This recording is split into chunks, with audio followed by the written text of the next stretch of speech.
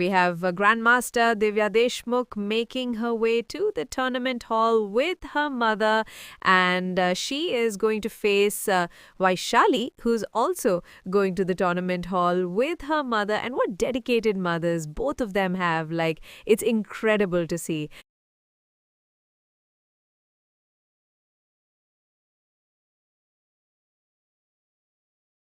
And Divya is here on the board first, and Vaishali comes in as shakes hands there. What a beautiful scene this is. Not only because they are two of India's best players there, but because Vishy Anand is here to make the first move.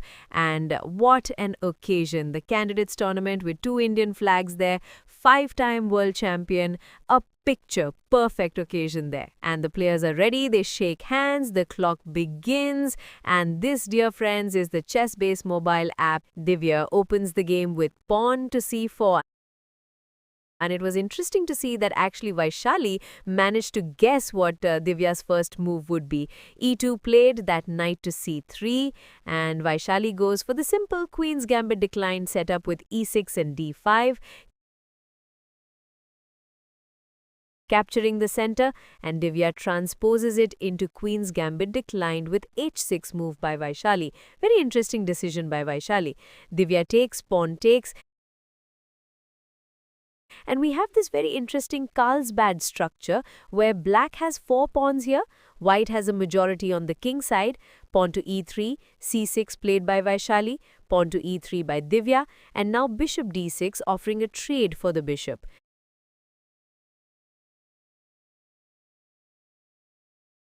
Divya takes it, queen takes, and I think Divya really likes this structure. I've seen her playing this. She likes to grind it. She likes to play on the queen side where there are, these b4, b5 ideas of minority attack, it's called.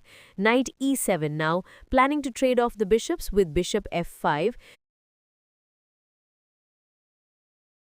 She stops it with queen c2, so now bishop f5 is not possible for the time being.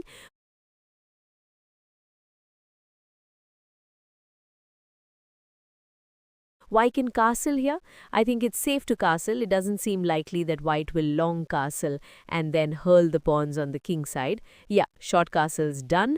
And now Divya has a choice between putting the knight on e2 or f3. Both moves seem pretty okay. She goes knight f3, looking at the e5 square. White has very simple development here.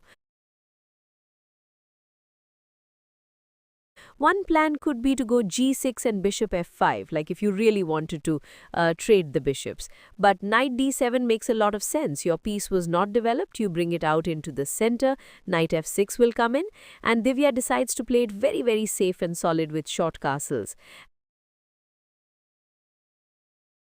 And now knight f6 played. One idea in such positions is to go like rook b1 with the idea of b4, b5 as we just spoke. So that could be one possibility. But Divya goes h3. See, she kind of takes the g4 square under control, and Vaishali goes for this g6 bishop f5 ideas now. That's the plan for Vaishali there.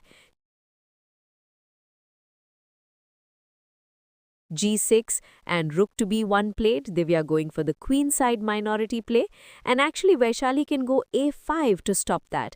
It's a question whether you should do that or you just continue with bishop f5. She does play a5, she stops b4 for the time being. Divya can plan with a3 b4, but she goes knight to a4 and she's looking at the b6 and c5 squares. Anyway, bishop f5 on the board by Vaishali, and now knight to c5. This is what Divya is aiming for. She's just trying to play a position here without worrying too much about whether she has the advantage or not. Vaishali goes back with the queen, doing two things. One, defending the pawn, but secondly, clearing the d6 square. That's always the perfect square for the knight. Always remember, in these structures, a black knight on d6 would be wonderful. Divya brings her rook into the game, and now Vaishali thinking a bit, she goes knight to d7, offering a trade of the knights.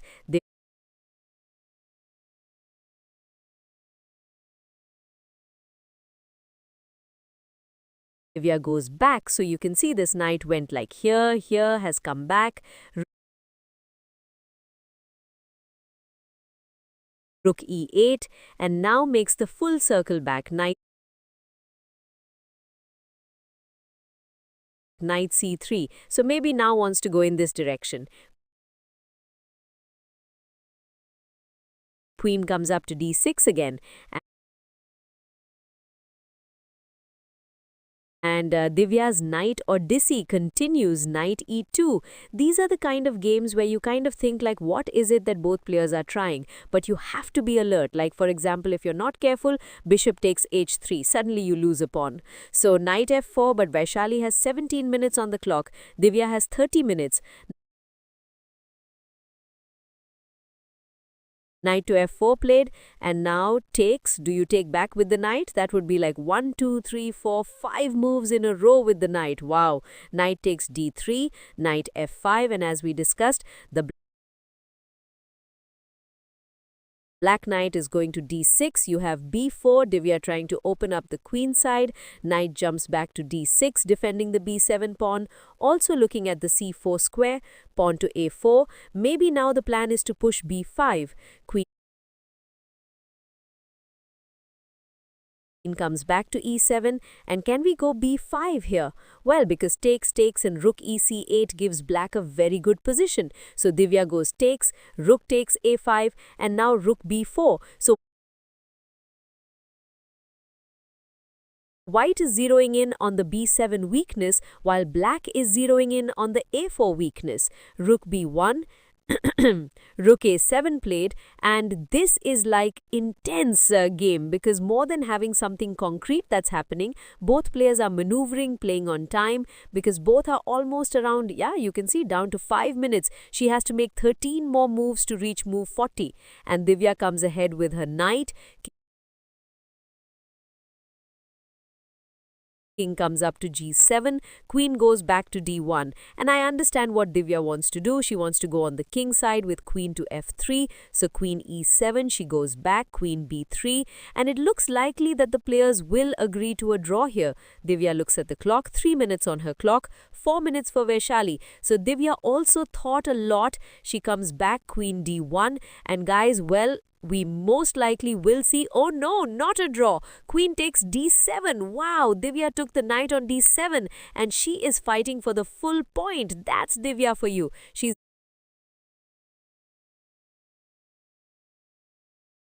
here for the kill. She's worked hard for the tournament. She wants to win. Queen f3 putting pressure on the king side, and Vaishali cracks. Knight e4. A big mistake. A big mistake here. Divya has 2 minutes 39 seconds to figure out that rook takes b7 is the winning move here. I mean, Vaishali is hoping for such a simplification, but even a position like this looks slightly better for white. But there is a better move. Rook takes b7 is just killing the game. Yes, takes it. Rook takes b7. And now rook takes a4, because there's a mate here. You don't have any time to take on c5. Again, mate threatened on f7. So the only move is knight g5. Plays it, but now Divya can go queen g4, a very, very powerful move, but she misses it. She goes queen g3. If you went queen g4, there's no time for rook c5 as the queen is hanging, and then after queen g4, hg4, white would have won the game. But queen g3, and Divya's idea is tactical in nature. She wants to go check, rook b8 and mate. Vaishali chops off on c5. Is Vaishali missing something, or Divya? No one knows. Check, f pawn is pinned, can't move, king h7, the only move, and now rook b8. Played it, rook to b8, but in comes queen check, king h2, and is it game over for Vaishali? Not really, she sacks the queen. What a move on move number 40.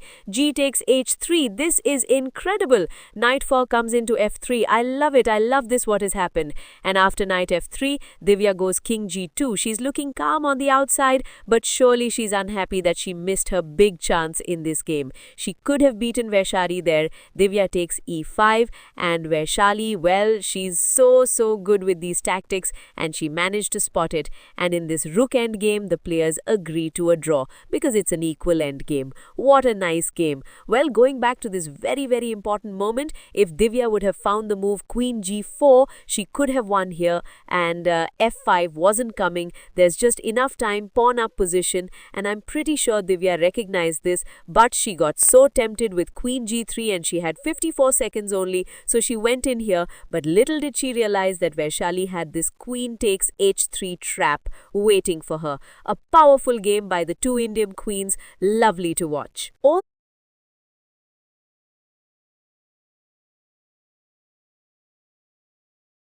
Thanks for watching this video. Please like, share and subscribe.